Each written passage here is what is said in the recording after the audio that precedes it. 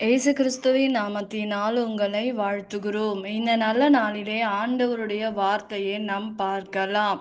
ஏசாயா 32ஆம் அதிகாரம் 15ஆம் வசனம், வனாந்தரம் செழிப்பான வயல்வெளியாகும். பிரியமானவர்களே, இந்த காலை வேளையில ஆண்டவர் உங்களோட பேசுகிற வார்த்தையை நாம் பார்க்கலாம்.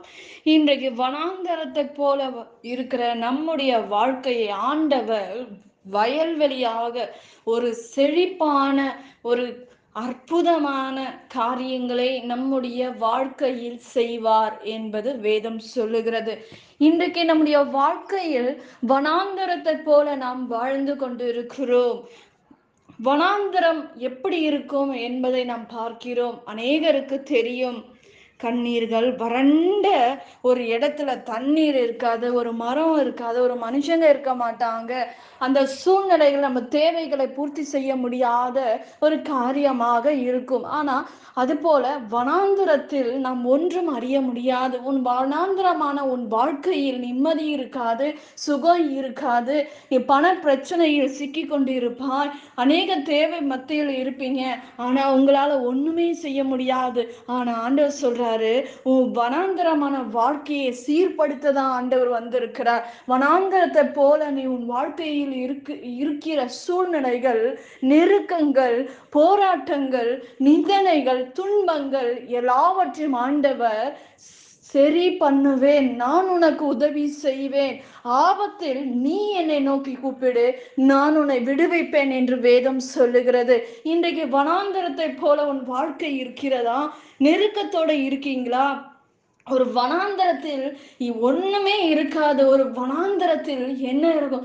நம்ம தேவைப்படும் போது நமக்கு தேவைப்படுகிற காரியங்கள் நமக்கு கிடைக்காது.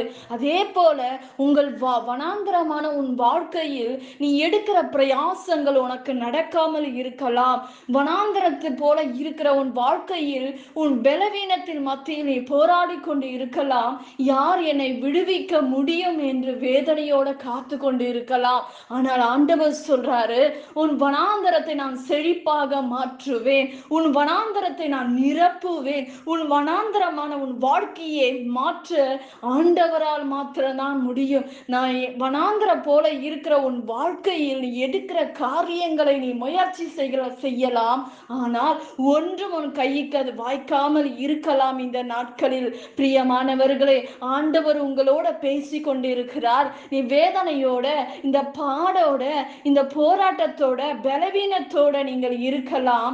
ஆண்டவர் சொல்றாரு, உன் வனாந்தரமான வாழ்க்கையை நான் உன்னை நான் மாற்றுவேன், நான் உன்னை கட்டுவேன், உன்னை நிலை நிறுத்துவேன் என்று வேதம் சொல்லுகிறது. பிரியமானவர்களே, இன்றைக்கு ஆண்டவர் நம்மோட கேட்கிற ஒரே ஒரு காரியம், உன் இருதயத்தை நீ காவல் வைத்துக்கொள், உன் சரீரத்தை நீ காவல் வைத்துக்கொள், உன் சிந்தனைக்கு நீ ஒரு காவல் வைத்துக்கொள் என்று வேதம் சொல்லுகிறது. அப்பொழுது நீங்கள் வைக்கும் போது ஜீவ ஊற்றை போல் இருக்குமா உங்க வாழ்க்கை?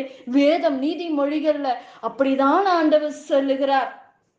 இன்றைக்கு நாம் எத்தனை பேர் நம்முடைய வாழ்க்கையை ஆண்டவர் ஆசீர்வதிக்கதாங்க இந்த உலகத்துல வந்தாரு. நீ சாபமா இருக்க ஆண்டவருக்கு விருப்பம் இல்லை. நீ கஷ்டப்படணும்னு ஆண்டவருடைய விருப்பம் இல்லை. நீ கண்ணீர் வடிக்கிறது ஆண்டவருக்கு விருப்பம் இல்லை. உங்களையும் என்னையும் ஆசீர்வதிக்கதான், உங்களுடைய பாவமும் என்னுடைய பாவத்துக்காக தான் ஆண்டவர் தன்னையே பலியாக கொடுத்தார் என்று நாம் பார்க்கிறோம். பிரியமானவர்களே, ஆனால் ஆண்டவர் சொல்றாரு, வனாந்தரத்தில் வாழ்ந்து கொண்டு இருக்கிறாயா?